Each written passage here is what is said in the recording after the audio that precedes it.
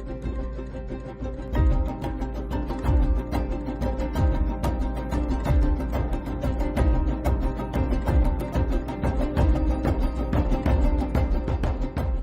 Türkmenlerinin geçmişi, Selçukluların 1040 yılındaki Nandarhan Savaşı'nda Gaznelileri yenmesiyle Oğuzların Anadolu'ya giden kollarından bazılarının 1063 yılından itibaren Suriye'ye girmesine dayandırılmaktadır.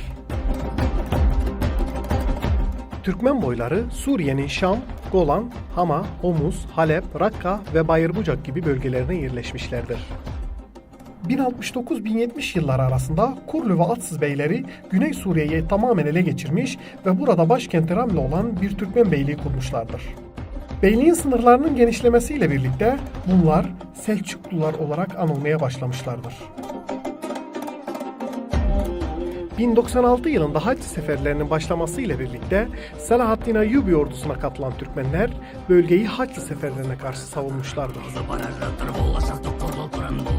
Anadolu Selçuklularının Moğollarla yaptıkları savaşı kaybetmelerinin ardından Kayseri, Sivas, Yozgat gibi bölgelerde yaşayan bazı Türkmen boyları Memlüklü Sultanı Baybars zamanında Suriye'ye yerleşmişlerdir. O dönem çoğunlukla Şam bölgesine yerleşen Türkmenler, İlhanlı hükümdarı Abu Said Bahadır Han'ın ölümünden sonra ortaya çıkan siyasi karşıtlıklardan faydalanarak 1337 yılında Elbistan civarında Dulkadiroğlu Beyliğini kurmuştur.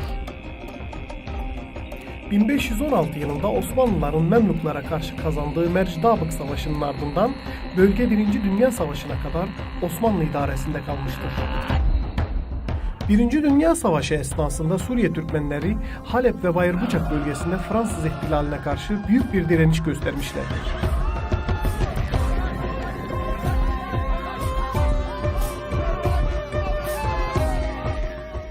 Fransa ile Ankara hükümeti arasında 20 Ekim 1921 tarihinde imzalanan Ankara Anlaşması'na göre bugünkü Suriye sınırımız çizilmiş, Halep, Bayırbucak gibi Türkmen bölgeleri Suriye tarafında kalmıştır.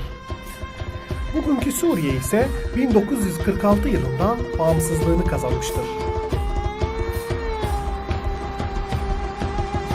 1970'te Hafız Esed bir darbe yaparak Suriye iktidarını ele geçirmiştir. O tarihten bu yana Türkmenler herhangi sivil ya da yasal bir örgütlenme oluşturamamışlardır. Hafız Esed rejimi tek Arap kimliği politikası çerçevesinde Türkmenleri asimile ederek Araplaştırma politikası izlemiştir. Esed rejimi Türkmenleri azınlık olarak kabul etmediği için nüfus sayımlarında Türkmenlerin sayıları hakkında kesin bir bilgi yoktur. Türkmenlerin sayıları ile ilgili çeşitli kaynaklarda 2 ila 3,5 milyon arasında farklı tahminler verilmektedir. Orsam'ın 2011 tarihli araştırmasında Suriye'de Türkçe konuşan Türkmen sayısı yaklaşık 1,5 milyon, Türkçeyi unutmuş Türkmenlerle beraber sayının 3,5 milyon civarında olduğu belirtilmiştir. Suriye'de büyük gruplar halinde yaşayan Türkmenler milli benlikleri korumayı başarmışlardır. Ancak Hama ve Homus gibi bölgelerde yaşayan Türkmenler önemli bir kısmı Araplaşmıştır. Suriye'de konuşulan ağız, Hatay ve Gaziantep bölgesinde konuşulan Türkmen ağızlarının bir devamı niteliğindedir. Hama, Humus ve Golan Türkmenlerinin şivesi eski Osmanlı diline son derece yakındır. Şam bölgesinde yaşayanlara Şam Türkmeni denirken Halep ve Rakka bölgelerindekilerine Halep veya Colap Türkmeni, Lazkiye Türkmenlerine ise Bayırbucak Türkmeni denilmektedir. Kültürel haklarından mahrum edilen ve kendilerine örgütlenme hakkı tanınmayan Suriye Türkmenleri, Suriye devriminin başlaması ile birlikte muhaliflerin safında yer almışlardır.